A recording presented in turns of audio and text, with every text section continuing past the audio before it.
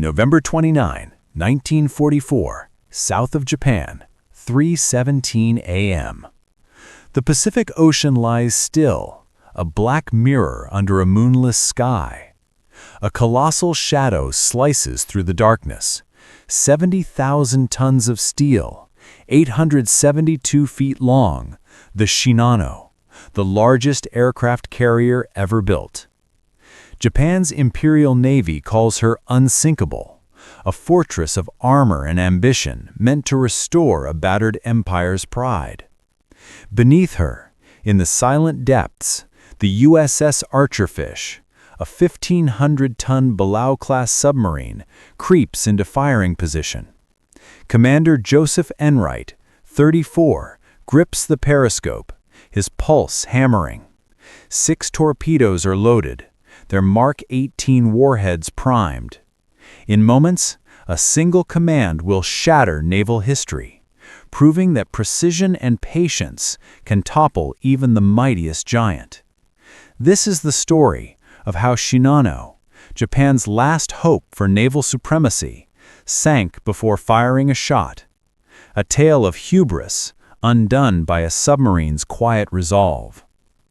Japan's desperate gambit. The Imperial Japanese Navy is bleeding out. The Battle of Midway, June 1942, was a catastrophe. 4 aircraft carriers lost in a single day. Japan's naval air arm gutted. The Philippines, Guadalcanal, and the Marianas followed, each defeat eroding Japan's ability to project power. By late 1944, American B-29s bombed the homeland daily, their raids relentless. Fuel shortages cripple operations. Ships sit idle, planes grounded.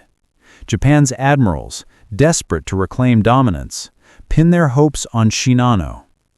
Laid down in May 1940 as the 3rd Yamato-class battleship, Shinano was secretly converted into a support carrier after Midway. Her role? To carry 120 aircraft, fuel, and repair equipment to sustain Japan's remaining carriers. Her specifications are staggering: 872 feet long, 119 feet wide, displacing 70,000 tons fully loaded. Her 13-inch armor belt, thicker than any carriers before or since, is designed to withstand a dozen torpedo hits. Her anti-aircraft suite, 16 5-inch guns, 145 25mm cannons, promises to shred attackers. To the Navy, Shinano is more than a ship. She's a symbol of resilience, proof that Japanese engineering can still turn the war's tide. But hubris seeps into her construction. At Yokosuka Naval Arsenal, welders toil under blackout conditions, racing against American air raids. By November 1944, Shinano is incomplete. Hundreds of pipes dangle unfinished. Watertight doors are untested. Bulkheads lack proper sealing. Pumps and ventilation systems are half installed. Intercoms non-existent. Her crew is a skeleton, 1,400 of a planned 2,400, a mix of raw recruits, yard workers, and mechanics still bolting equipment mid-voyage. Yet Tokyo's orders are absolute. Sail now. American reconnaissance has photographed Yokosuka. Shinano risks destruction in dry dock. On November 28, 1944, at 6 p.m., Shinano slips out of harbor under cover of darkness, bound for Kure Naval Base to complete fitting out and receive her air wing. 3 destroyers, Izokaze, Hamikaze, Yukikaze, escort her, but coordination is poor.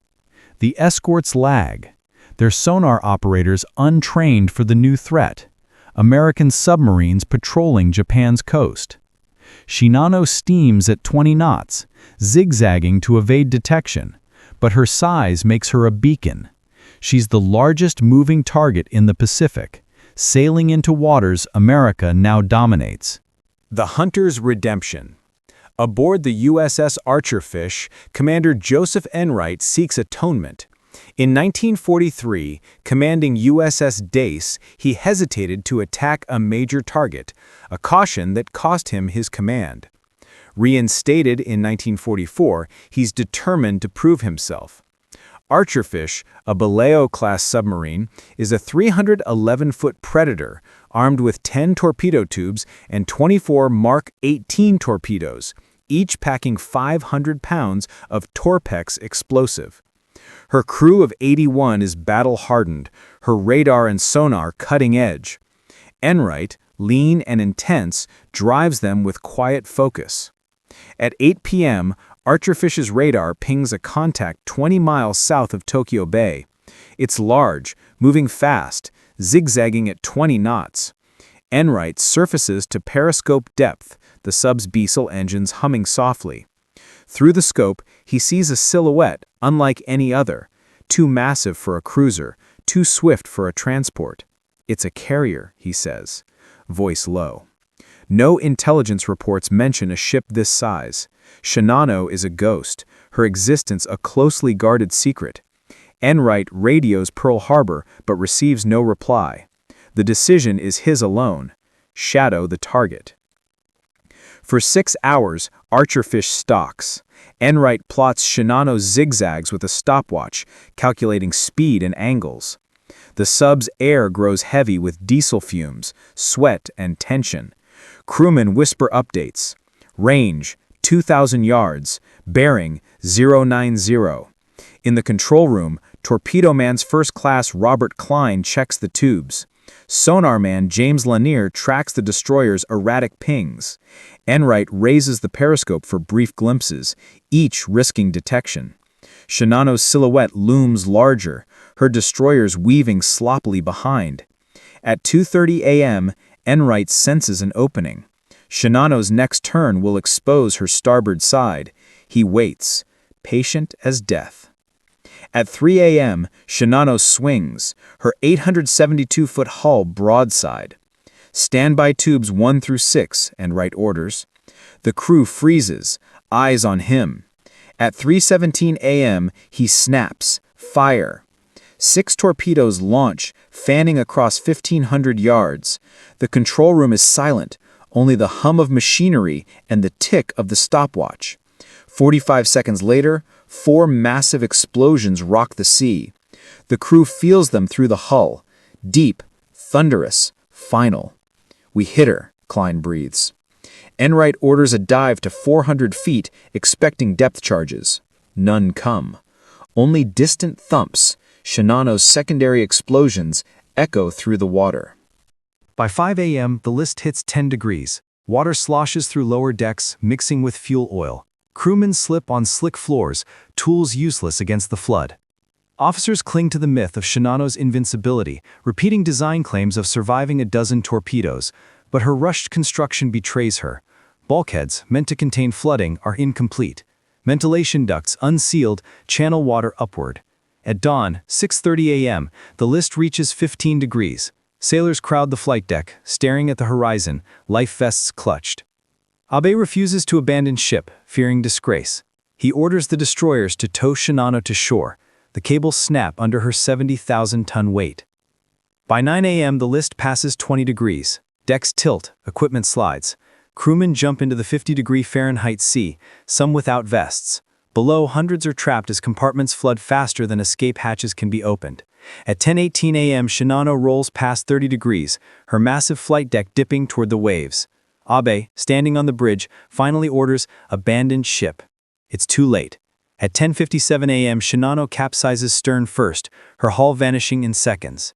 The sea closes over her, a whirlpool marking her grave. Of 2,400 aboard, only 1,080 are rescued by the destroyers.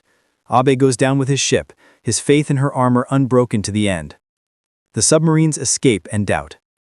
Archerfish remains submerged, ears straining for depth charges. The destroyers, poorly trained, don't pursue. Only Shinano's death throes, muffled explosions of fuel and munitions, reach the sub. Enright surfaces at dawn, reporting a carrier sunk, estimating 40,000 tons. Pearl Harbor analysts scoff. No carrier that size exists in their intelligence. The crew, exhausted but elated, logs the attack. She was huge, 4 hits, maybe more. Post-war, captured Japanese records revealed the truth. Shinano, 70,000 tons, the largest warship ever sunk by a submarine. Enright receives the Navy Cross, Archerfish, a presidential unit citation. Japan's buried shame. In Tokyo, Shinano's loss is a dagger to the Navy's heart. The Imperial General Staff suppresses all reports. Survivors, shivering on rescue destroyers, are sworn to secrecy under threat of imprisonment. The public won't learn of Shinano until Japan's surrender in August 1945. Her sinking exposes a brutal truth. Japan's naval power is a husk. Shinano, meant to restore pride, is a monument to delusion. Her 17-hour voyage, 6 p.m. November 28 to 10:57 a.m. November 29, is the Navy's shortest, costliest failure. The industrial chasm. Shinano's fate mirrors Japan's collapse. Her construction, begun in 1940, took 4 years, draining resources. Japan built 3 Yamato-class hulls. America launched 24 Essex-class carriers, each 36,000 tons in half the time. U.S. shipyards churned out 2.6 million tons of shipping annually by 1944. Japan managed 600,000. Fuel shortages left Japanese ships docked. America's logistics fueled constant operations. Archerfish's 6 torpedoes, each 3,000 pounds, were products of an industrial machine Japan couldn't match. The U.S. Navy's submarine force, just 2% of its personnel, sank 55% of Japan's merchant tonnage and 30% of its warships, 1,300 vessels. Shinano's rushed state was Japan's war in microcosm. Her incomplete systems, sonar, depth charges, pumps, mirrored a nation out of steel, oil, and time. America's Baleo-class subs, like Archerfish, were engineered for lethality. 311 feet, 24 torpedoes, radar, and sonar. Japan's I-400 submarines, though innovative with their aircraft, were too few, 3 built, and too late. Shinano's armor, designed for battleship duels, was irrelevant against submarines she couldn't detect.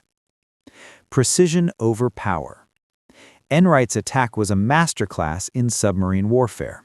6 hours of stalking, plotting zigzags, and waiting for the perfect shot showcased U.S. training and technology. Shinano's escorts, hampered by inexperience and poor equipment, failed to ping Archerfish. Her own sonar, half installed, was useless. Enright's radar tracked her 20-knot sprints. His stopwatch decoded her zigzags. The Mark 18 torpedoes, electric and wakeless, gave no warning. 4 hits below the waterline were enough. Shinano's unready crew did the rest. Contrast this with Japan's doctrine. The Imperial Navy clung to battleship supremacy, believing size and armor ruled. Midway proved carriers were king. Submarines like Archerfish extended that shift. U.S. subs used code-breaking, radar, and coordinated wolf packs, sinking 4.9 million tons of Japanese shipping. Japan's anti-submarine tactics, depth charges, escorts, lagged. Their destroyers often outmaneuvered. Shinano, a relic of pre-war thinking, was built for a war already lost. Voices from the night. Torpedo man Robert Klein, 26, recalls the strike. The explosions shook us like thunder in the hull. We knew we'd hit something big. Sonarman James Lanier, 22, adds, her escorts never heard us. We were ghosts. On Shinano, Seaman Hiroshi Tanaka, 19, survived by jumping. Water poured in faster than we could run. The ship groaned, then she was gone. Captain Abe's last order, scribbled in a surviving log, was defiant. Proceed to Kure. She will hold. No photos of Shinano underway exist, just blueprints, rusting in Yokosuka's archives, and survivors' haunted memories. The end of the supership. Shinano's loss marked the twilight of the supership era. Post-Midway, carriers, submarines, and aircraft ruled, not battleships. Her loss proved no ship was unsinkable. Armor couldn't stop torpedoes if systems and crews failed. The U.S. Navy's post-war carriers, like the USS Enterprise CV-6, leaned on versatility, air wings, radar, and speed, not raw tonnage. Nuclear submarines, starting with USS Nautilus in 1954, built on Archerfish stealth tactics. Japan's post-war navy, the JMSDF, adopted U.S. doctrine, prioritizing agility and technology. Shinano was meant to restore Japan's pride. Instead, she became a warning. Overconfidence kills. Her 17 hours at sea were a microcosm of Japan's war. Grand ambition undone by reality. The ocean swallowed her, and with her, the myth of invincibility. Legacy of the silent kill. The sinking reshaped naval warfare. Submarines became hunter-killers, their role cemented by Archerfish's feat. The U.S. Navy's submarine campaign crippled Japan's economy, starving its war machine. Shinano's loss taught humility. No ship, no matter how grand, was immune to a well-placed strike. Enright, reflecting in 1960, said, "We didn't know her name until after the war. She was just a shadow, then she was gone." The crew's stories endure. Klein, promoted to chief, told his grandchildren, "We fired 6 and prayed. 4 was enough." Tanaka, one of the 1,080 survivors, wrote in a 1946 letter, "She was our hope. When she sank, so did we." Shinano's blueprints, declassified in 1947, revealed a ship built for a bygone era, her armor useless against modern tactics. Archerfish's kill was more than a record, the largest warship sunk by a submarine. It was a pivot point. Japan's naval dreams drowned off Tokyo Bay, while America's submarine force proved small, precise weapons could topple giants. The Pacific, once Japan's domain, belonged to the U.S. Navy. Shinano's grave, 600 feet deep, is unmarked, her steel a silent testament to a lesson hard learned. In war, patience and precision outweigh pride.